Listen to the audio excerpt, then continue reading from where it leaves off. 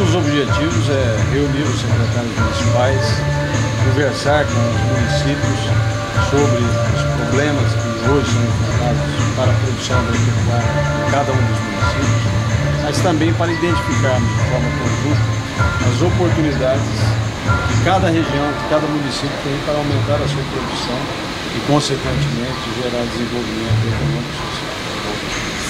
Quais os avanços que faltam para a região norte? A região norte tem um potencial muito grande na produção pecuária e também agrícola.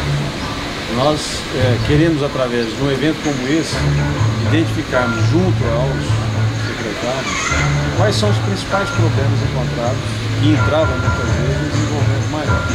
Mas nós acreditamos que o governo do Estado está fazendo um trabalho de infraestrutura, de logística bastante interessante e existe por parte da Secretaria de Agricultura e suas direcionadas uma condição muito favorável de dar apoio às iniciativas para que a agricultura e pecuária já existente possam avançar, mas também para que novos projetos adentrem nessa região de forma bastante efetiva e bastante simples. Quanto à dificuldade do agronegócio no Estado e aqui na região norte do Ocidente?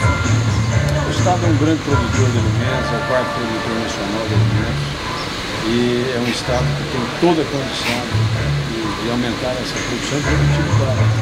Nós temos um Estado em que aproximadamente 70% das exportações vêm do agro. Então esse é um setor extremamente importante que precisa de toda a forma.